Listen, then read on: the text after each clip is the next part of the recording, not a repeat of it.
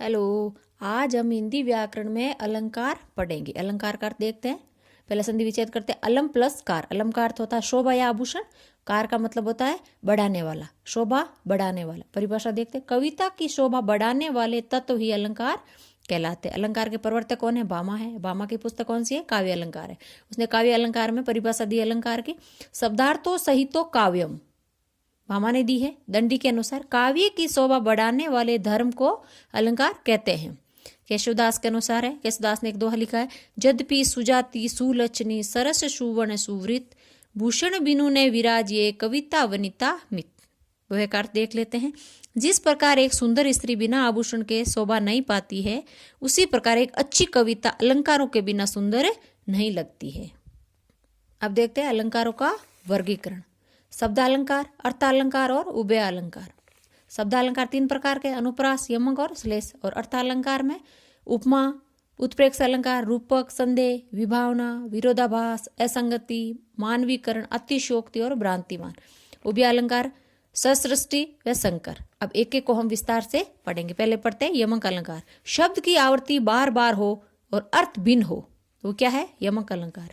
अब उदाहरण देखते हैं। कनक कनक ते सो गुनी मादकता अधिकाय, वाह खाए बोराई नरिया पावे बोराई। देखो पहले कनक का अर्थ है सोना और दूसरे का धतूरा। तो इसका अर्थ देखते हैं कि सोने का नशा धतूरे से 100 गुना ज्यादा होता है। धतूरा खाने से तो लोग पागल हो जाते हैं, लेकिन सोने को पाने से भी लोग घमंड से पागल हो जाते हैं। सजना है सजना के लिए। देखो इसमें भी शब्द की आवृत्ति हो रही बार बार। सजन, पहले सजना का अर्थ है श्रृंगार और दूसरे का अर्थ है पति। दूसरा है अनुप्रास अलंकार।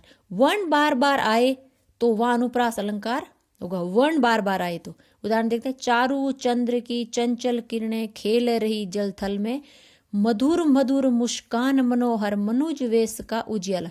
देखो वर्ण की बार बार आवृत्ति होती है। देखो चारु, चंद्र, चंचल, मधुर, मधुर, ये क्या है?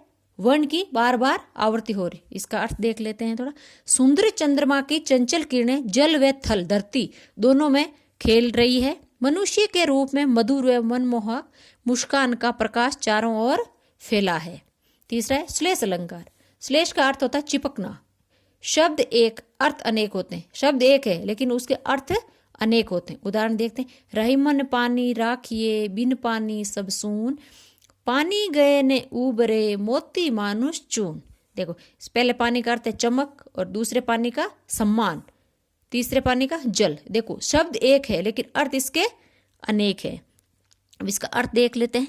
बिना चमक के मोती का कोई मूल्य नहीं होता। सम्मान खो जाने पर मनुष्य जीवन व्यर्थ हो जाता है। और पानी में बिना आटा गूंथा नहीं जाता और वह किसी काम का नहीं होता है। फिर दूसरा प्रकार है अर्थालंकार। अर्थालंकार में पहला है उपमा अलंकार। उपमेय की उपमान से समान गुणों के आधार पर तुलना हो। उपमेय की उपमान से समान गुणों के आधार पर तुलना हो, वहां क्या होता है? उपमा अलंकार। जब पंक्ति में योजक चिन्ह आए, शब्द सा, सी, से, सरिस आए तो वहां उपमा अलंकार होता है। उपमा अलंकार के अंग है 4। उपमेय, उपमान, वाचक शब्द और साधारण धर्म। देखो उपमेय में क्या होता है? जिसकी। उपमान में क्या है? जिससे तुलना हो रही है। वाचक शब्द क्या है? सा, सरी, सम, समान, तुल्य, जिमी, ये शब्द आए बीच में तो वहां क्या होगा? उपमा अलंकार। साधारण धर्म। उदाहरण देखते हैं। मुख चंद्र सा सुंदर है। मुख चंद्र सा सुंदर। देखो मुख क्या है? उपमेय है, जिसकी।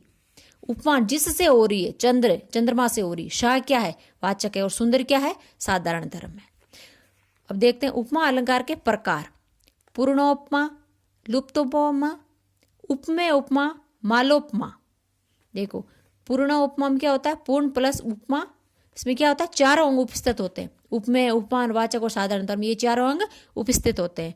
और लुप्त प्लस उपमा में क्या होता है? एक अंग लुप्त होता है। और उपमेय प्लस उपमा में क्या होता है? उपमेय से उपमान और उपमान की उपमेय से तुलना की जाती है।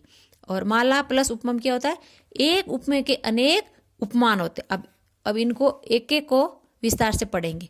पहले पढ़ेंगे पूर्णोपमा का उदाहरण देखते हैं। मुख कमल के समान है। मुख, मुख क्या है? यहाँ कमल के समान। मुख क्या? उपमेय है। कमल क्या है? उपमान है। समान क्या है? वाचक है। सुंदर क्या है?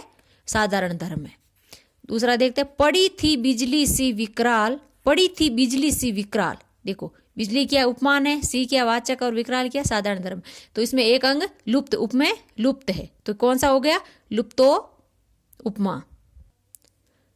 राम के समान शंभु, शंभु सम राम, इसमें उपमेय की उपमा से तुलना की गई है। देखो राम उपमेय है, शंभु क्या है, उपमान है। तो राम के समान शंभु और शंभु के समान राम है, तो क्या है, उपमेय उपमा है। मुख चंद्र व कमल के समान है, मुख चंद्र व कमल के समान है, मालोपमा। उपमेय है, चंद्र क्या उपमान और कमल क्या है, उपमान है। एक उपमेय के अनेक उपमान होते हैं। अब देखते हैं रूपक अलंकार। जब पंक्ति में केवल योजक चिन्ह आए, शब्द सा सी से सरिस आए, तो वहां रूपक अलंकार होता है। जब देखते हैं उपमेय पर उपमान का आरोप रूपक अलंकार के लिए, उपमेय पर उपमान का आरोप लगाना। अब रूपक के अंग देखते हैं, निरंग, सांग, तद्रूप और परंपरित। अब पहले देखते हैं निरंग रूपक। निर प्लस अंग, अंग रहित आरोप। माया दीपक नर पतंग, ब्रह्मी ब्रह्मी इवे पड़त, कहे कबीर गुरु ज्ञान ते एक आद उब्रत। इसमें क्या बताया, माया दीपक नर पतंग, ब्रह्मी ब्रह्मी इवे पड़त। इसका अर्थ है माया दीपक के समान है, मनुष्य पतंगे के समान है, जो बार बार भ्रमित होकर उसमें गिरता है। केवल गुरु के ज्ञान से ही कोई इस माया जाल से बच सकता है। तो इसमें क्या है, निरंग रूपक है। दूसरा है सांग रूपक। शय प्लस अंग, अंग सहित आरोप लगाना।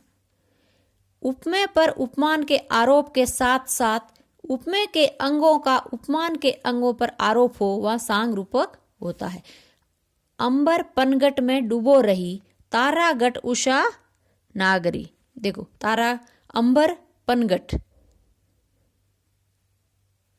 में डूबो रही है, तारा गट उषा नागरी। देख अंबर और पनगट क्या है, अंगी है। तारा क्या है, अंग, और उषा क्या है, अंग है। तारा का अर्थ होता आत्मा और घट का अर्थ होता है शरीर। नागरी सांसारिक व्यक्ति है, पनगट का अर्थ होता है जीवन का मायाजाल। तीसरा है परंपरित रूपक। परंपरित परिभाषा है, दो रूपक होते हैं, एक रूपक दूसरे रूपक का आधार हो। प्रेम अतिथि है खड़ा द्वार पर, कपट हृदय कपाट खोल दो। प्रेम अतिथि है खड़ा द्वार पर, हृदय कपाट खोल दो। प्रेम को अतिथि तब कह सकते हैं जब हृदय को कपाट। चौथा है तद्रूप रूपक। तत् प्लस रूप, तद्रूप। परिभाषा है, उपमेय व उपमान में थोड़ा भेद रखा जाए, जैसे दूसरा, दूजा, अपर। ये दोहे के अंदर कोई शब्द आ जाए कि दूसरा, दूजा, अपार।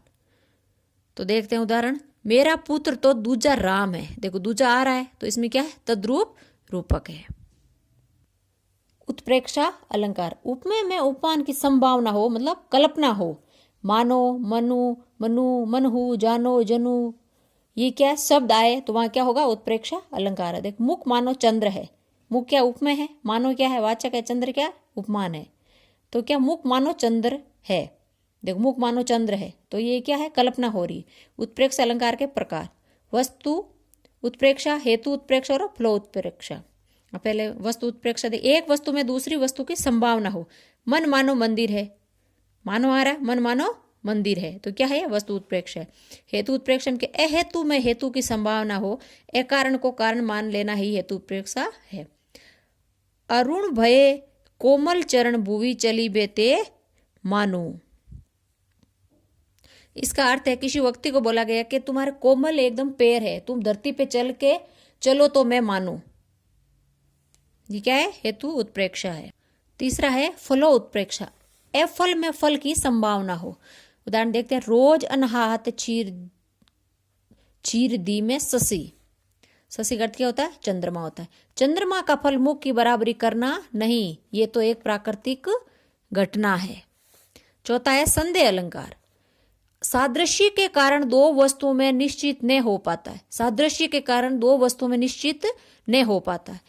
की, किंदो या अथवा, ये शब्द आए तो वहां क्या होगा, संदेह अलंकार। ये है सरस ओश की बूंदे या मंजुल मोती। इसका अर्थ देख लेते हैं। किसी चीज की सुंदरता की तुलना ओस की बूंदों या एक सुंदर गाय से की गई है। ओस की बूंदों की तुलना एक सुंदर गाय, किसी चीज की मतलब सुंदरता है ओस की बूंदे और सुंदर गाय से की गई है, तो ये क्या है, संदेह अलंकार है। फिर देखते हैं विभावना अलंकार, जहां बिना कारण कार्य होना पाया जाता है वहां क्या होगा, विभावना। वाचक बिना और बिनु आएगा। बिनु पद चले सुने बिंदु काना, करे बिन कर्म करे विधि ना। इसका अर्थ देखते हैं, बिनु पद चले सुने बिंदु काना, करे बिन कर्म करे विधि ना। ईश्वर बिना पैरों के चल सकता है, बिना कानों के सुन सकता है, बिना हाथों के कई प्रकार के कार्य कर सकता है। तो इसमें क्या है, विभावना अलंकार है। फिर है अतिशयोक्ति अलंकार, जहां किसी गुण या स्थिति को बड़ा चढ़ाकर वर्णन करना या कहना, वो क्या है, अतिशयोक्ति अलंकार है। उदाहरण देखते हैं, आगे नदियां पड़ी अपार, घोड़ा कैसे उतरे पार, राणा ने सोचा इस पार, तब चेतक था उस पार। इसका अर्थ है, महाराणा प्रताप एक विशाल नदी के सामने खड़े होकर ऐसे सोच रहे हैं कि कैसे पार किया जाए, नदी को कैसे पार किया जाए। तब तक उनका वफादार घोड़ा नदी के उस पार पहुंच गया। तो इसमें क्या है, अतिशयोक्ति है। तो राणा तो बात कर रहे हैं, राणा प्रताप तो, और घोड़ा उस पार पहुंच गया, तो क्या है, इसमें अतिशयोक्ति है। फिर है मानवीकरण अलंकार, प्रकृति को मानव जैसा काम करते दिखाना ही मानवीकरण अलंकार होता है। जब प्राकृतिक वस्तुओं में पेड़ पौधों बादल आदि में मानवीय भावनाओं के होने का वर्णन हो, वह मानवीकरण अलंकार होता है। चुपचाप खड़ी थी वृक्षपात सुनती थी, जैसे कुछ नीच बात। तो इसका अर्थ है, कोई स्त्री चुपचाप खड़ी थी और पेड़ों से पत्ते गिरने की आवाज सुन रही थी, जैसे कि कोई कांच की अपनी इच्छा हो। इसमें क्या होगा, मानवीकरण अलंकार। फिर है भ्रांतिमान, सादृश्य के कारण ब्रह्म में एक वस्तु को दूसरी वस्तु मान या जान लेना ही भ्रांतिमान है। उदाहरण देख, नाक का मोती अधर कांति से बीज दाड़िम का समझकर भ्रांति से सहसा हुआ सुख मौन, सोचता है ये दूसरा सुख कौन। देखो, इसमें एक तोते ने नायिका की नाक में पहने मोती को उसके होठों की लालिमा के कारण अनार का बीज समझ लिया और वह भ्रमवश हो गया, और इस भ्रम के कारण वह चुपचाप हो गया। तब तक सोचने लग गया कि वह स्वयं तो यहाँ खड़ा हो, दूसरा तोता कौन है जो बीज पकड़ रखा है। तो इसमें क्या है, भ्रांतिमान है, भ्रम हो रहा है। फिर है असंगति अलंकार, साथ साथ रहने वाली वस्तुओं को अलग अलग बताया जाए जब कार्य कारण एक जगह न हो, वह असंगति अलंकार होता है। उदाहरण दे, तीर लक्ष्मण हिये पीर रघुवीरे, तीर लक्ष्मण हिये पीर रघुवीरे।